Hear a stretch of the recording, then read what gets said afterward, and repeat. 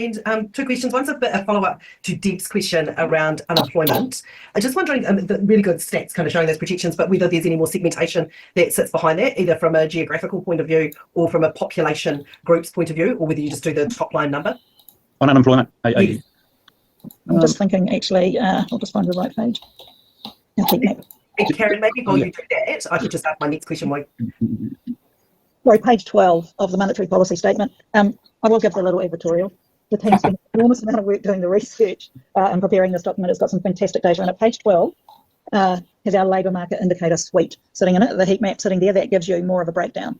So we've talked a lot about unemployment on the score, which is totally legitimate, but we do look at a wide range of labour market indicators to get a sense of how hot or not or easing, to use that kind of ineffective language, is in the labour market. So we do cut it by, or look at cuts of it by ethnicity and gender, age and gender and Yeah, no, and I had seen your marketing had worked previously, Karen. I had seen the heat map, so that's good. I'm just really wondering about that geographical breakdown as well, because I think we're seeing across the country that there's quite different experiences of how things are playing out. Whether there was anything that you had that's not in the documents you've given us. No, there's nothing in there that doesn't, or maybe that's something we can bring through. But it's links to that story. Yeah, that's right. It links to that story around the interest rate sensitive sectors feeling the effects of monetary policy on the upside and the downside.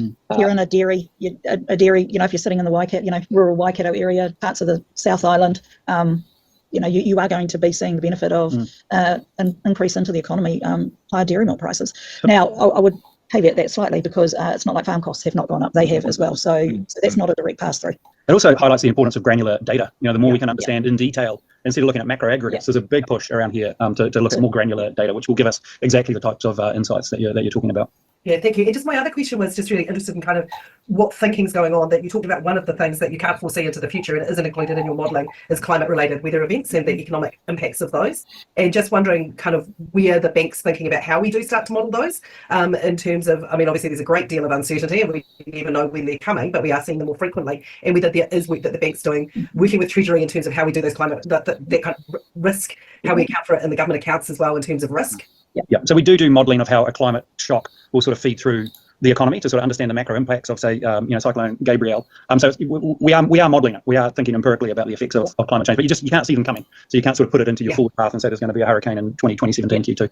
Yeah, a lot more of our sort of what if modelling is around the stress testing scenarios that we put to the financial system, whether they can withstand different types of shocks. And that program of stress testing has moved over time from focusing on macroeconomic shocks into focusing on climate shocks and the like. And so that's a really big focus for us in that area. That also picks up how banks are thinking about adaptation and transition costs as well, and so how are they thinking about that in terms of their own lending criteria?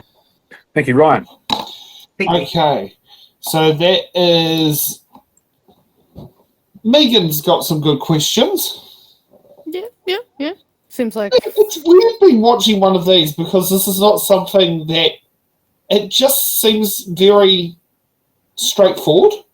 Yeah, which is kind of nice, to be honest. It's it's refreshing. Yeah, it is. It was not something that because it's a weird one trying to follow this, but because we've done select committee hearings and all that, but this is just a very different thing again.